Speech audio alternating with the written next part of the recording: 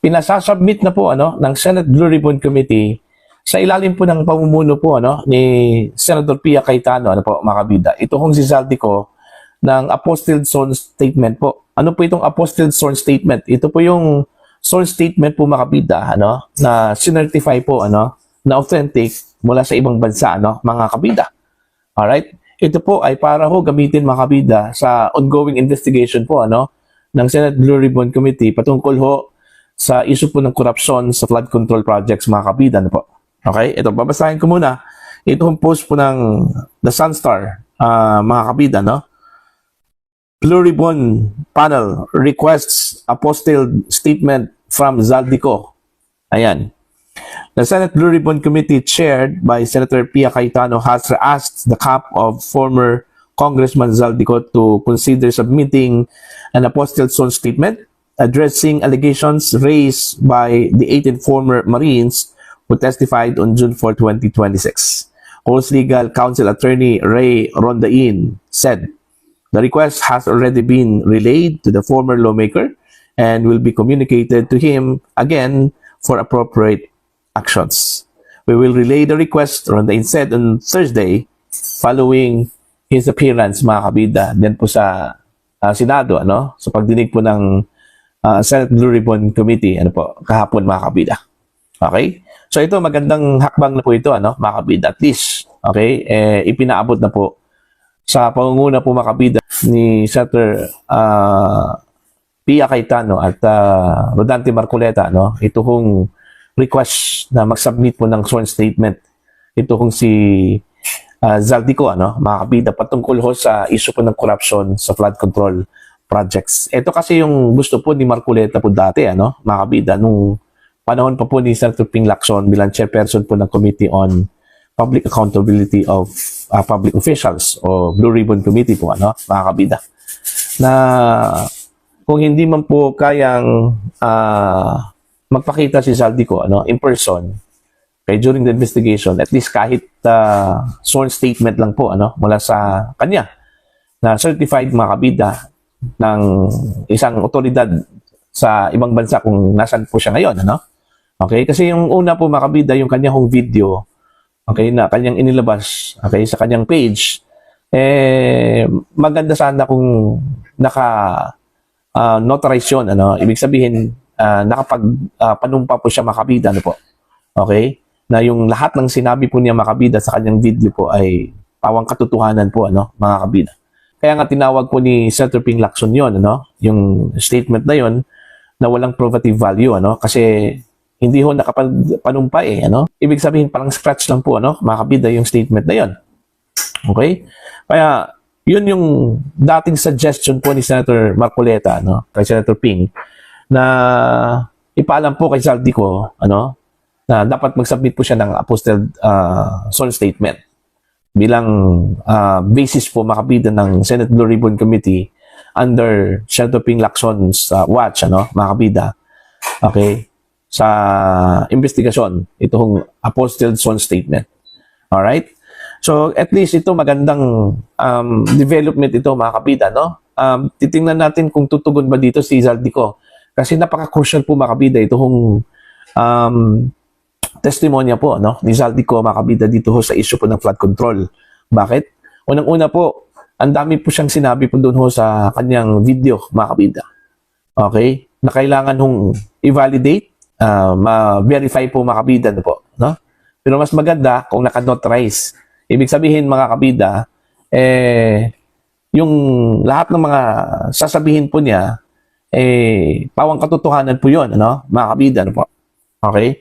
At kung siya po ay magsisinungaling po doon, syempre, kaso yung aabutin po niya, mga kabida, po. Okay? Pero mas maganda para sa akin, kung hindi lang po sworn statement ang kanyang isasubmit, okay? Kundi yung personal testimony talaga, live testimony sa pamamagitan po ng Zoom. Pwede naman po yun kasi yun yung uso na po ngayon, mga kabida, through Zoom.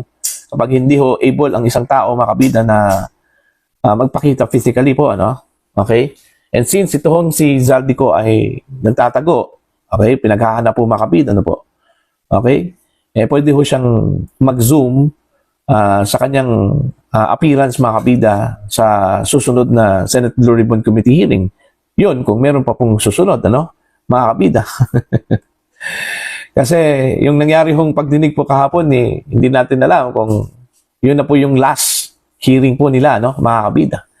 Kasi dalawa kasi yung Senate Blue Ribbon Committee po ngayon, ano, ito kung kay Senator Erwin Tulfo na bagong tatag po, ano, mga kabida. Kasi bago pong appointment sa kanya bilang miyembro po ng bagong leadership dyan po sa Senado, ano, mga kabida. Although, ayaw po itong tanggapin po, ano, ni Senator Alan Peter Cayetano, ano, kasi ginigiit pa rin niya na siya pa rin yung legit, ano, na Senate President, mga kabida, ano po. Okay? Pero nevertheless, ang importante po dito, mga kabida, no, na makakuha po ang Senado ng commitment mula mismo kay dating ako Bicol Party List Representative Zaldico, ano, na siya po ay titistigo po, ano, mga kabida, sa pagdinig po ng Senate Blue Ribbon Committee. Regardless kung kaninong panig yan, ano, kaninong komite. Okay? Blue Ribbon Committee ba ni Marcoleta o Blue Ribbon Committee ba ni Senator Erwin Tulfo po, ano, mga kabida. As long as meron pong commitment mula kay Zaldico na siya po ay mag-testify. Yun yung pinakamahalaga po, ano, mga kabida. Kasi para sa akin po, ano, wala kong sino mang testigo patungkol sa flood control projects na pinaka-credible para sa akin. Kundi ito kong si Zaldico, ano, mga kabida. Okay? Bakit? Kasi unang-una po, siya po ay dating chairman ng House Committee on Appropriations. Okay? At siya po ang pinagbintangan po, mga kabida, na mastermind sa nangyaring insertions, ano, ng billions of pesos po, ano, mga kabida. Diyan po sa 2025 national budget. Alright? Inamin naman po niya yan, ano, sa kanyang video na meron po siyang in-insert po. Alright? At ito po ay ginawa niya, mga kabida, sa utos daw ng Pangulong Ferdinand Bongbong Marcos, ano? O, see? So, mas mahalaga po, ano, na meron po commitment mula kay Zaldico. Although, this is the first step, ano, para mapaabot po sa kanya, mga kabida, ano po. Okay? So, since sinabi po, mga kabida, ni Attorney Rondain, yung kanyang abogado, na napaabot na raw kay Zaldico yung request po ng Senate Blue Ribbon Committee, ano, mga kabida.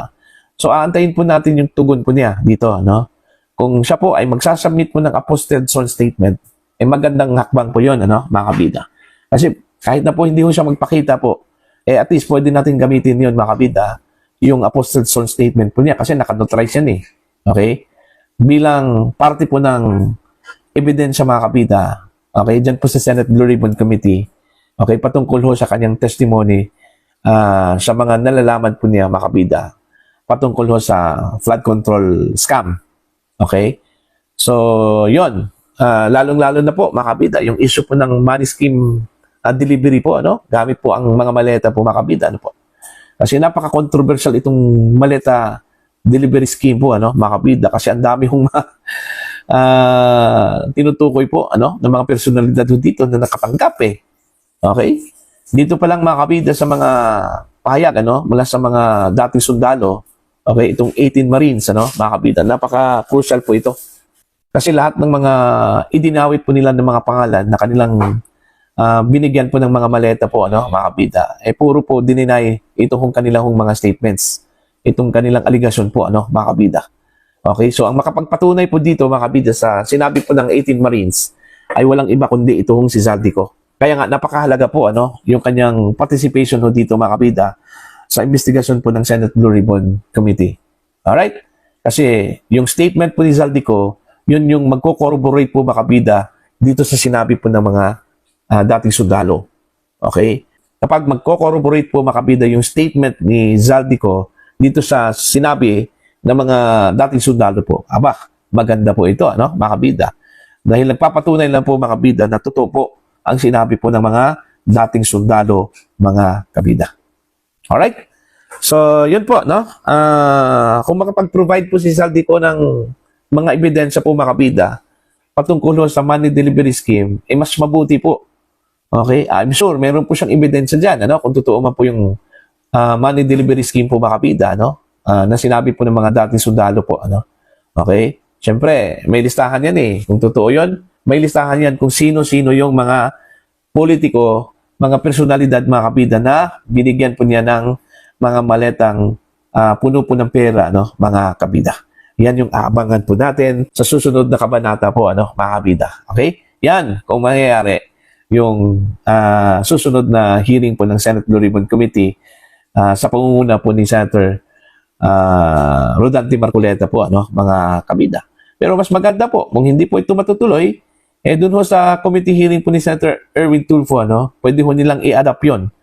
Okay? Mas maganda, kung wala naman pong itinatago po mga kabida, ito hong si Senator Erwin Tulfo, okay? Kasi nabanggit yung kanyang pangalan po mga kabida, sa testimony po ng mga dating sundalo. Okay? Kung hindi po totoo yun at wala ho siyang itinatago, okay, pwede po niyang i-adapt yung initial investigation po ng Marcoleta-led Senate Blue Ribbon Committee, mga kabida. Pwede niyang ipagpatuloy yun. Okay? At kung meron pong sagot na po itong si Zaldico, pwede po nilang gamitin yun mga kabida sa kanilang investigasyon. Alright?